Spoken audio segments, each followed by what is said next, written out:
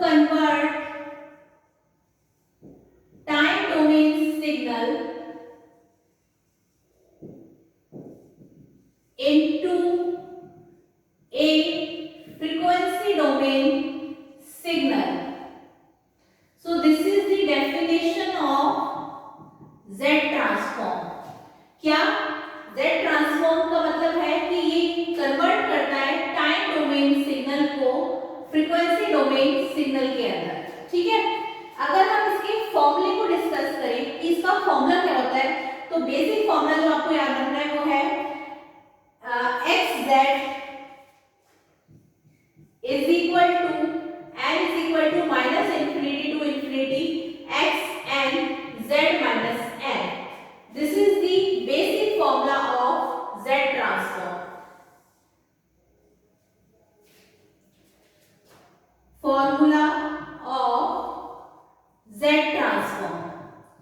तो ये अगर आपको 2 मार्क्स में पूछा जाएगा कि डिफाइन Z transform, तो आप कहेंगे it is used to convert time domain signal into a frequency domain signal, and the basic formula of Z transform is xz is equal to summation n is equal to minus infinity to infinity xn z minus n, जहां पे जो xn है where xn is input signal,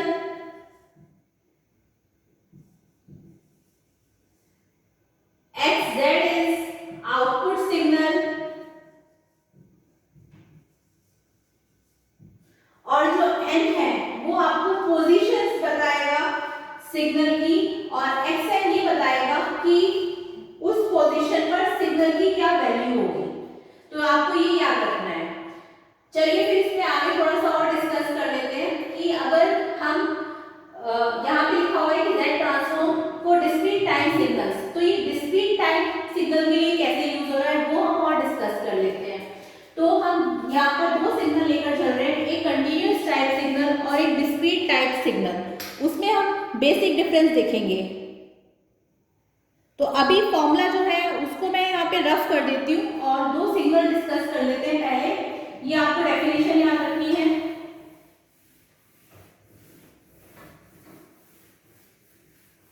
और हम यहाँ 2 signal ले रहे हैं. एक हम ले रहे हैं कंटिन्यूअस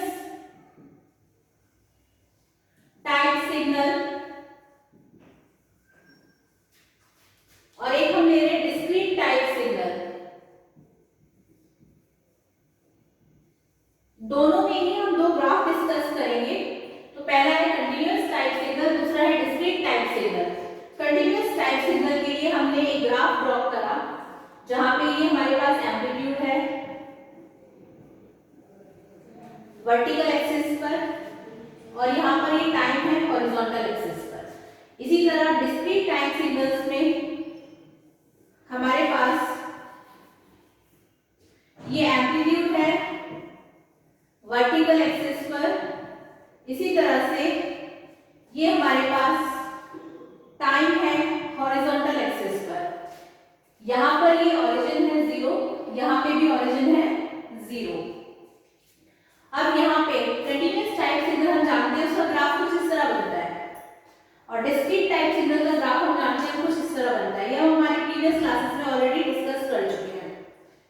ठीक है. यहाँ वैल्यू दे देते हैं 1, 2 and 3. So we can say that कि जो ये हमारा एम्पलीट्यूड और टाइम के बीच में कंटिन्यूअस टाइप सिग्नल है वो हमारे टाइम की हर वैल्यू के लिए प्रेजेंट है. लेकिन डिस्क्रीट टाइप सिग्नल में जो ग्राफ है एम्पलीट्यूड और टाइम के बीच में वो वहां पर टाइम की एक पर्टिकुलर वैल्यू के लिए ही डिफाइंड है. तो हम इसीलिए क्योंकि कंटिन्यूअस टाइप सिग्नल टाइम की हर वैल्यू के लिए डिफाइंड है, इसीलिए इसका ग्राफ इस तरह से प्लॉट हो रहा है और इसे हम कंटिन्यूअस टाइप सिग्नल कह रहे हैं. और डिस्क्रीट टाइप सिग्नल जो है वो टाइम की पर्टिकुलर वैल्यू के लिए डिफाइंड है, जो कि डिस्क्रीट वैल्यूज हैं, इसीलिए इसका नाम डिस्क्रीट टाइप सिग्नल है. अगर हम बात करें कि कंटिन्यूअस टाइप सिग्नल हमारा कहाँ यूज होता है, तो हम कह सकते हैं it is use for Laplace transform. It is use in Laplace transform. किसको? कंटिन्यूअस टाइप सिग्नल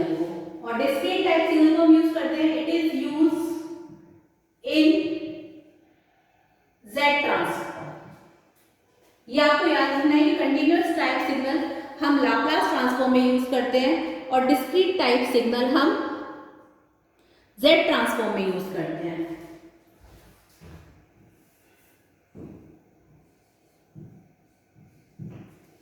ठीक है, तो ये तो रहा Z ट्रांसफॉर्म के बारे में।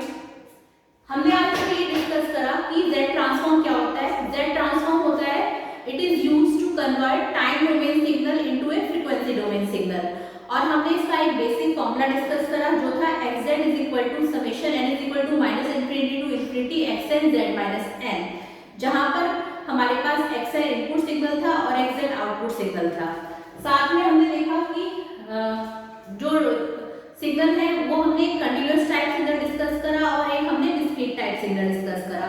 कंटीन्यूअस टाइप सिग्नल को हम लाप्लास ट्रांसफॉर्म में यूज करते हैं और डिस्क्रीट टाइप सिग्नल को हम Z ट्रांसफॉर्म में यूज करते हैं।